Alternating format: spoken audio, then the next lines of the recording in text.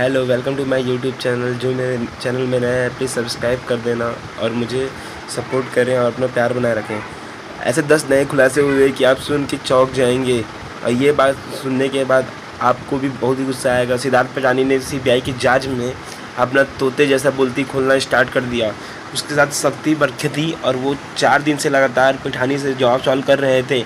इसी ने पिठानी ने अपना दम तोड़ दिया और वो रो रो के बताने पड़े कि सुशांत सर के साथ 14 जून को क्या हुआ था। उन्होंने कहा कि जब से रिया उनके जगह पे आई हैं, जब से उनसे मुलाकात हुई है, तब से सुशांत घबराए हुए रहते थे और उनसे बहुत ही सख्त रहते थे और उनसे ठीक से बात भी उनका बंद हो गया था, तो वो बहुत ही परेशान रहते थे।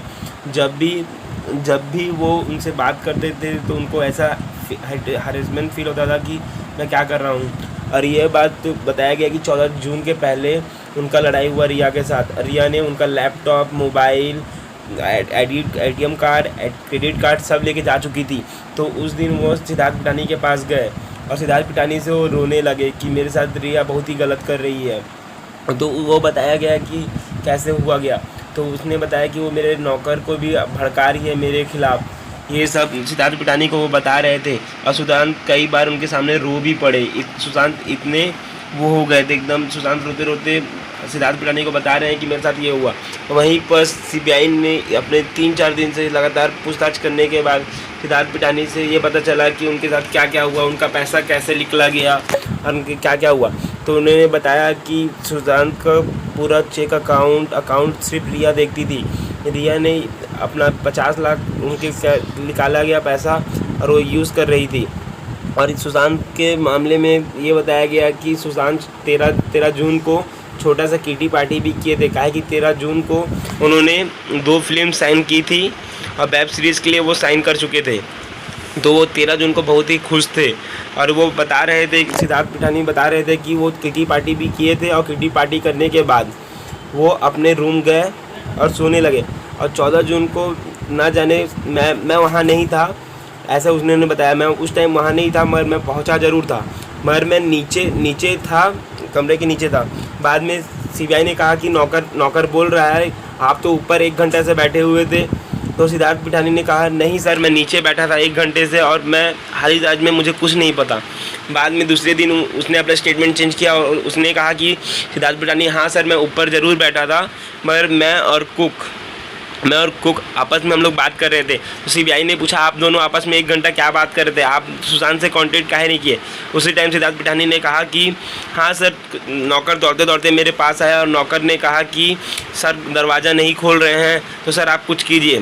तभी मैंने उनके दरवाजे को खटखटाया, 5-6 बार खटखटाया तो उन्होंने नहीं खोला।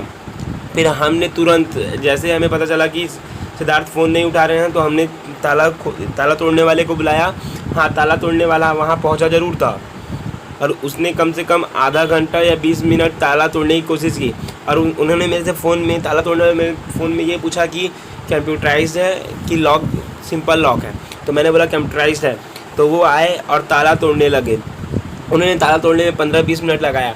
उतना में हमने देखा कि वो सुशांत पंखे में लटके हुए थे। तो हमने ताला तोड़ने वाले को बाहर ही खड़ा कर दिया क्योंकि वो अजनबी इंसान था।